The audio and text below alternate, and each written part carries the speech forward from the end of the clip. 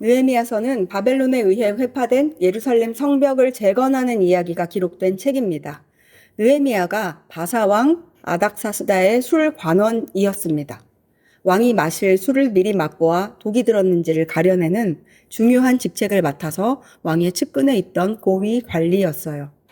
그는 유대인으로서 무너진 예루살렘에 대한 소식을 듣고 마음이 아파 조국의 회복을 위한 기도를 시작했으며 왕에게 청하여 예루살렘으로 귀환합니다. 그리고 이스라엘 백성들과 함께 재건을 시작했어요. 이를 방해하는 온갖 난관을 극복하고 52일 만에 재건 공사를 마쳤습니다. 공사가 끝났으니 그들의 목적이 다 이루어지지 않았는가 싶지만 그들은 성벽을 재건한 일에서 멈추지 않고 이제 그들의 무너진 영적인 삶을 재건하고자 했습니다. 모든 이스라엘 사람들이 광장에 모였고 학사 겸 제사장인 에스라가 율법책을 낭독하자 백성들 사이사이에 끼어있던 레위인들이 그 뜻을 주위 사람들에게 해석해 주었어요. 그리고 말씀과 해석을 들은 이스라엘 사람들은 울었다고 합니다. 8장 8에서 9절 상반절 읽습니다. 하나님의 율법책을 낭독하고 그 뜻을 해석하여 백성에게 그 낭독하는 것을 다 깨닫게 하니 백성이 율법의 말씀을 듣고 다 우는지라. 회개의 눈물입니다. 말씀 앞에서 그들은 자기들의 죄를 깨달았고 유다가 바벨론에 의해 망하고 자기들이 고난을 겪는 이 상황도 죄에 대한 하나님의 심판이라는 사실을 인정하게 되었어요. 말씀이 그들에게 회개를 일으켰습니다. 다음 날 그들은 율법에서 초막절에 대한 내용을 읽게 됩니다. 하나님이 모세에게 초막절을 지키라고 명령하신 부분을 읽게 되었는데 초막절은 7월에 지키는 절기입니다. 그들이 모인 때도 마침 7월. 초막절을 지키기로 작정한 그들은 밖에 나가 나뭇가지를 가져다가 초막을 짓고 7일간 그 안에 거함으로써 온전히 초막절을 준수했습니다. 그리고 8일째에 성회로 모였다가 흩어지고 24일에 다시 한 날을 정하여 모였습니다. 이스라엘 백성들의 대대적인 영적 각성 집회가 일어난 것이죠. 9장 1에서 2절 읽습니다. 그달 29날에 이스라엘 자손이 다 모여 금식하며 굵은 베옷을 입고 티끌을 무릅쓰며 모든 이방 사람들과 절교하고 서서 자기의 죄와 조상들의 허물을 자복하고. 금식, 굵은 베옷을 입는 것, 티끌을 뒤집어 쓰는 것, 사업적으로 관계를 유지하던 이방인들과 절교하는 것 등은 그들이 회개하는 마음의 표현이었어요. 그렇게 모여서 그들은 말씀으로 자신들을 돌아보며 회개했습니다. 이어지는 3절입니다. 이날에 낮 4분의 1은 그 제자리에 서서 그들의 하나님 여호와의 율법책을 낭독하고 낮 4분의 1은 죄를 자복하며 그들의 하나님 여호와께 경배하는데 유대인들이 말하는 낮 4분의 1은 3시간입니다. 그들이 오전 6시부터 9시까지 3시간은 말씀을 들었고 9시부터 정오까지는 들은 말씀에 비추어 자기의 죄를 깨달아 자복했습니다. 여기서 주목할 점, 말씀을 들은 시간과 동일한 시간을 회개했어요. 여러분, 말씀을 읽는 것 중요합니다. 반드시 읽어야 합니다만 거기서 그치면 안 됩니다. 들은 말씀을 가지고 자신의 삶에 비추어 보는 시간도 중요합니다. 읽고 지나가는 통독은 통독대로 하고 매일 묵상을 하셔야 돼요. 한 장을 붙잡고 깊이 묵상할 때 하나님께서 우리 속에 깊이 들은 것을 다루십니다. 대개는 그때 회개의 반응이 나오게 되지요. 하나님이 말씀으로 우리 속을 비추시면 우리 속에 들은 어둡고 더러운 것들이 드러나거든요. 미처 깨닫지 못했던 잘못들을 깨닫고 회개하며 다시 한번 하나님의 용서를 구하게 됩니다. 다시 나를 새롭게 하시고 회복시켜 주시기를 구하게 돼요. 그러면 자연스럽게 하나님께 대한 감사와 경배가 나옵니다.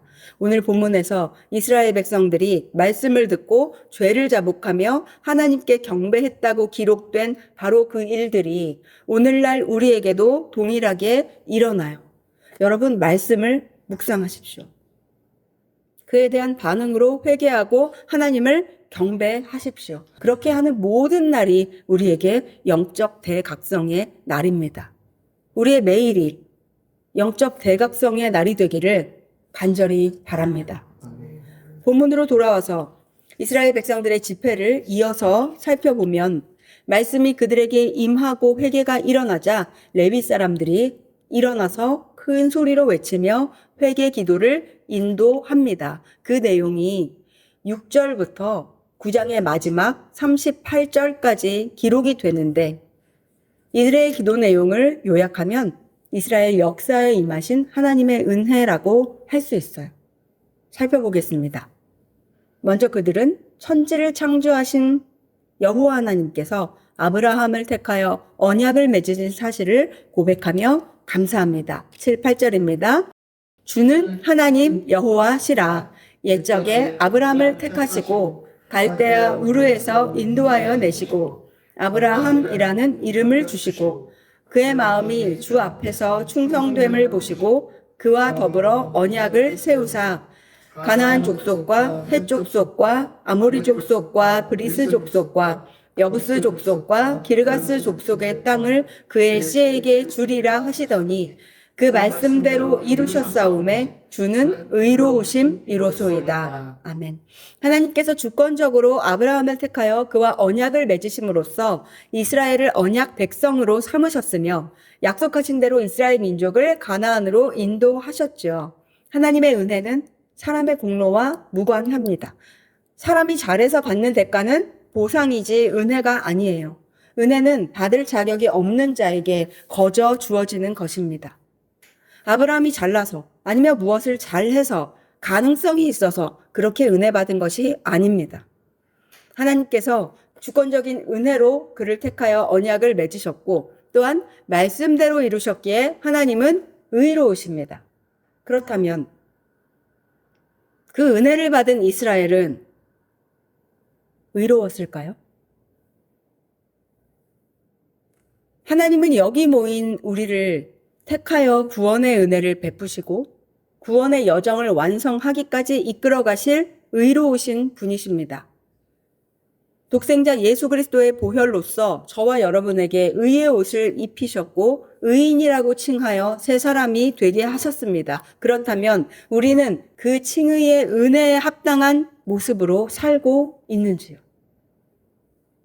오늘 우리가 본문에 기록된 하나님과 이스라엘의 역사를 살펴보면서 지금 수십 년째 써내려가고 있는 우리 각자의 인생의 역사, 하나님과 나의 역사를 살펴보아야 하겠습니다. 성령님께서 밝히 깨우쳐 주시기를 기도하며 시작합니다.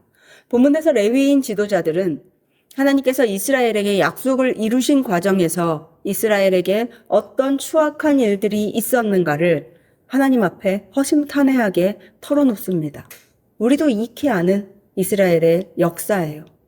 9절부터 15절까지는 출애굽 및 광야 생활에 부어진 하나님의 은혜를 기록합니다. 하나님은 애굽에서 고난받는 이스라엘을 보시고 건져내셨습니다. 홍해에서도 그들의 부르짖음을 들으시고 홍해가 갈라지는 이적을 행하여 주셨습니다. 이스라엘은 마른 땅으로 건너가 살았고 애굽의 바로와 그 신하들은 합쳐진 홍해물에 휩쓸려 죽었습니다. 그처럼 애굽에서 이끌어내신 후에도 하나님은 그들을 방관하지 않고 계속하여 은혜를 주셨어요. 낮에는 구름 기둥, 밤에는 불 기둥으로 그들이 행할 길을 비추어 주셨으며 시내산에 강림하셔서 율법을 주셨습니다. 하나님의 백성답게 사는 삶의 기준을 알려주신 것이죠. 또 하나님은 그들이 굶주림 때문에 양식을 주시며 그들의 목마름 때문에 반석에서 물을 내어 주셨어요. 아브라함에게 주겠다고 맹세하신 땅 가나안 땅을 들어가서 차지하라고 명령하며 격려하셨습니다. 그러나 이스라엘은 순종하지 않았지요. 그들은 교만하여 하나님을 배반했습니다. 16, 17절 상반절입니다. 그들과 우리 조상들이 교만하고 목을 굳게 하여 주의 명령을 듣지 아니하고 거역하며 주께서 그들 가운데서 행하신 기사를 기억하지 아니하고 목을 굳게 하여 패역하여 스스로 한 우두머리를 세우고 종되었던 땅으로 돌아가고자 하였나이다. 그들은 조상들을 말합니다. 그들 곧 우리 조상들이 교만하고 목을 굳게 하여 주의 명령을 듣지 아니하였다고 후손들이 고백하고 있어요. 이스라엘 백성들은 가나안 땅을 정탐하고 온 12명의 정탐꾼 중에 10명의 말을 믿었습니다. 여호수아와 갈렙이 믿음으로 평가하는 내용은 귓등으로 흘려보내고 그 땅은 거주민을 삼키는 땅이다. 우리는 거기서 거인들을 보았다. 우리가 스스로 보기에도 메뚜기 같으니 그들이 보기에도 메뚜기 같을 것이다. 라며 가나안 땅을 악평하는 자들의 말에 이스라엘은 경노했습니다. 온 회중이 소리를 높여 부르짖으며 밤새도록 통곡하였고 모세와 아론을 원망하며 말했습니다. 우리가 애굽 땅에서 죽었거나 이 광야에서 죽었으면 좋았을 것을 왜 여호와가 우리를 그 땅으로 인도하여 칼에 쓰러지게 하려 하는가? 우리 처자가 사로잡히니 애굽으로 돌아가는 것이 낫지 않겠느냐? 그리고 서로 말했습니다. 우리가 한 지휘관을 세우고 애굽으로 돌아가자. 하나님이 그들의 눈앞에서 홍해를 갈라 마른 땅으로 건너가게 하신 기적. 그 놀라운 은혜를 체험을 했으면서도 그것을 금방 잊고 하나님이 세우신 종 모세와 아론을 대적하고 종되었던 땅으로 돌아가자며 서로를 충동질했습니다. 이유는 분명합니다. 하나님께서 인도하시는 길과 하나님의 시간표가 마음에 들지 않았거든요. 그들은 고생하고 싶지 않았고 가나안에도 속히 들어가고 싶었습니다. 광야에서 연단을 받는다? 결코 그들이 원하는 바가 아니었어요. 따라서 그들은 자기들이 다시 인생의 주인 자리에 앉았습니다. 하나님이 우리를 죽이려는 심산이 아닌가? 이럴 바에는 애굽으로 돌아가자. 종살이가 낫다. 우리 말 잘들을 지휘관 하나 세워서 돌아가자. 그들은 자신들의 인생에 자신들의 뜻대로 주권을 행사하려고 들었습니다. 어마어마한 교만입니다. 여러분 개인의 역사에도 이러한 때가 분명히 있었을 겁니다. 인생이 내 뜻대로 풀리지 않았을 때 여러분은 하나님 앞에 어떠한 태도를 보이셨는지요? 예수님을 믿는 바람에 오히려 인생이 꼬였다는 생각이 들었을 때 여러분의 인생 책에는 어떠한 내용이 기록되었는지요? 믿음이고 뭐고 다 때려치고 내 마음대로 살련다 하고 분노하였더라. 다 기록이 되었을까요? 약속의 하나님이라면서 좋으신 하나님이라면서 대체 내 인생에 좋은 일이 뭐야? 나를 향한 계획을 가지고 계신다더니 그 계획이 이런 식이라면 난 필요 없어. 좌절하였더라 라고 기록이 되었을까요? 하나님 뜻은 모르겠고 그냥 내 뜻대로 살겠다고 결정하였더라 라고 기록이 되었을까요? 성경은 이러한 태도들을 교만이라고 합니다. 피조물이 창조주의 은혜를 거부하는 태도, 교만이에요. 하나님 백성이 왕이신 하나님을, 하나님의 자녀가 아버지이신 하나님을 거절하고 외면하는 태도, 교만입니다. 내 인생을 다시 내가 주관하겠다는 태도 역시 교만이에요. 그리고 교만한 자는 심판을 받습니다. 오늘 홍해 사건의 기록으로 잠깐 돌아가 봅시다. 애굽이 심판당한 이유가 다음과 같이 명시되었어요. 10절 상반절 읽습니다. 이적과 기사를 베푸사 바로와 그의 모든 신하와 그의 나라 온 백성을 치셨사오니 이는 그들이 우리의 조상들에게 교만하게 행함을 아셨음이라. 단순히 이스라엘 백성들에게 교만하게 행하였다라는 문제가 아닙니다. 내 백성을 보내라고 명령하셨던 하나님께 대한 교만함을 말해요. 바로는 이스라엘의 뒤에 계신 하나님, 이스라엘의 주인이시자 또한 자신의 주인이신 하나님께 교만하였어요. 여호와 하나님이 누군데 감히 나 바로 왕에게 내 종들을 달라는 거야? 그는 하나님의 명령을 거절하고 끝까지 자기 힘으로 완악하게 버틴 교만함 덕분에 심판을 받았습니다. 그렇다면 하나님께 교만하게 군 이스라엘 백성도 똑같이 심판을 받아야 마땅하지 않습니까? 오히려 자기들을 택하여 구원해 주신 하나님께 교만하게 굴었으니 애굽의 바로 왕보다 응당 더 큰 심판을 받아야 하지 않을까요?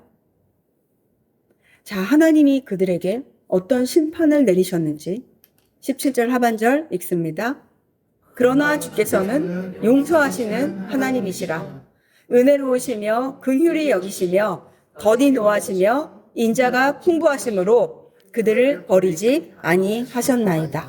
아멘. 하나님은 그러나의 은혜를 베푸셨습니다. 저를 따라해 볼게요. 그러나의 은혜. 그러나의 은혜. 네, 그러나의 은혜입니다.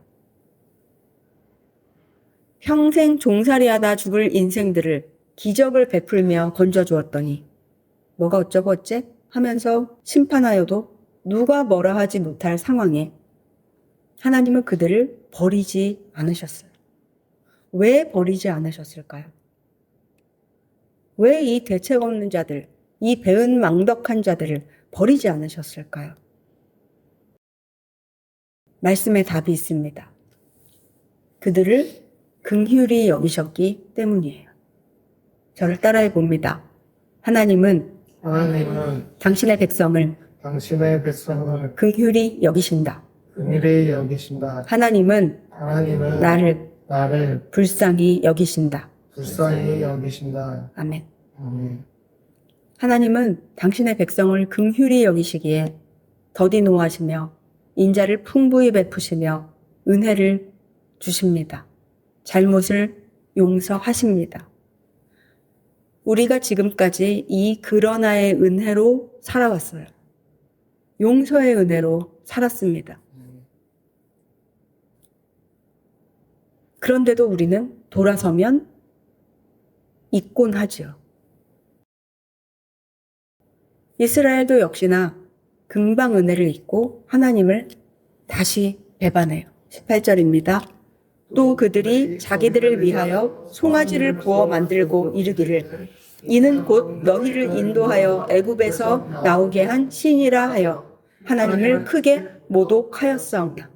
이번에는 우상 숭배입니다. 시내산에 올라간 모세가 얼른 내려오지 않자 이스라엘 백성들은 금으로 송아지를 만들고 그것을 하나님이라 일컬으며 하나님을 크게 모독했습니다. 하나님께서 새겨주신 돌판을 받아들고 산에서 내려오던 모세는 백성들이 만든 송아지와 그 앞에서 노래하며 춤추는 백성들을 보고는 크게 분노하여 돌판을 던져 깨뜨렸지만 하나님은 이번에도 인자를 베푸셨어요. 19절 읽습니다. 주께서는 주의 크신 긍휼로 그들을 광야에 버리지 아니하시고 낮에는 구름 기둥이 그들에게서 떠나지 아니하고 길을 인도하며 밤에는 불 기둥이 그들이 갈 길을 비추게 하셨사오며. 이번에도 하나님이 그들을 광야에 버리지 않으신 이유가 기록되었습니다. 긍휼히 여기셨기 때문입니다. 너희들 안 되겠다. 내가 죽이진 않겠지만 이제 알아서 광야 생활하고 가나안에 들어가라. 말씀하시고 손 떼실 법도 하건만 구름 기둥과 불 기둥으로 인도하시는 은혜도 멈추지를 않으셨어요. 이유는 하나, 긍휼히 여기셨기 때문입니다. 그 크신 긍휼로 하나님은 이스라엘을 광야에서 먹이고 입히고 보호하시며 인도하셨어요. 21절입니다. 40년 동안 들에서 기르시되 부족함이 없게 하심으로 그 옷이 헤어지지 아니하였고 발이 부르트지 아니하였사오며. 하나님은 그들에게 부족함 없이 공급하셨습니다. 물론 우리도 지금 같은 은혜로 사는 중입니다. 40년 광야 생활 동안 하나님은 그들을 광야에 방치하지 않으셨습니다. 기르셨어요. 가르치고 이끄셨습니다. 그들이 은혜를 받을 만해서가 아닙니다. 긍휼히 여기는 은혜가 없었다면 이스라엘은 광야에서 모두 죽임을 당했을 것입니다. 하지만 긍휼히 여기시는 하나님의 은혜로 이스라엘은 가나안에 들어갔으며 역시 하나님의 은혜로 전쟁에 이기면서 가나안 땅을 차지했습니다. 아시다시피 그들은 전쟁에 익숙한 민족이 아니에요. 400년 동안이나 종살이를 하던 뼛속까지 종들입니다. 가나안의 거인족에 비하면 자기들 말 맞다나 메뚜기와 같은 하찮은 존재들입니다. 그러한 자들이 가나안 종족들과 전쟁하여 이겼다는 사실부터가 하나님께서 행하신 기적이죠. 하나님의 말씀을 듣고 순종하여 싸움에 임하였기 때문에 하나님이 주시는 승리를 얻었습니다. 또한 그들은 자손을 하늘의 별과 같이 많게 하신 은혜로 강성해졌습니다. 그러자 이 복을 받은 이스라엘은 어떻게 되었는가? 또다시 하나님을 배반해요. 25, 26절입니다.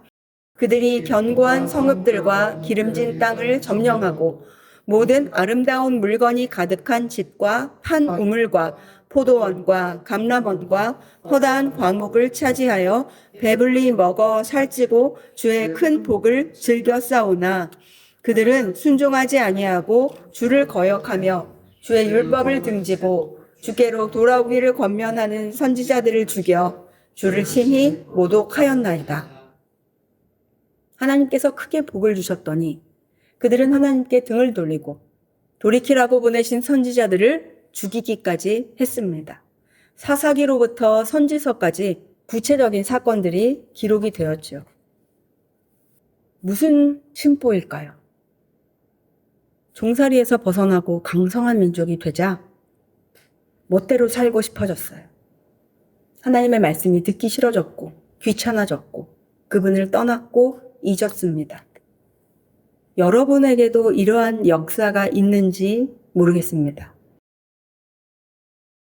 어쨌든 대체적으로 우리는 힘들면 힘들어서 하나님을 배반하고 배부르면 배불러서 하나님을 배반하는 역사를 참 많이 가지고 있는 것 같습니다. 하나님이 사람에게 그러나의 은혜를 베푸시지만 사람은 하나님께 그러나의 배반으로 갚는다는 사실이 얼마나 슬픕니까? 더 슬프게도 이 일이 남의 일만이 아닙니다. 여러분, 이스라엘 종족이 특별히 이상한 종족이 아니에요. 그들이나 우리나 똑같은 사람들이지요. 본문을 묵상하면서 저는 이스라엘의 역사에 별명을 붙이고 싶었습니다. 범죄의 역사 또는 배반의 역사. 하지만 하나님의 입장에서 본다면 그들의 역사는 긍휼의 역사입니다. 하나님은 계속하여 용서의 은혜, 기다림의 은혜, 회복의 은혜, 돌이킴의 은혜를 주시거든요. 27절이요. 그러므로 주께서 그들을 대적의 손에 넘기사 그들이 곤고를 당하게 하시매 그들이 환난을 당하여 주께 부르짖을 때에 주께서 하늘에서 들으시고 주의 크신 긍휼로 그들에게 구원자들을 주어 그들을 대적의 손에서 구원하셨거늘.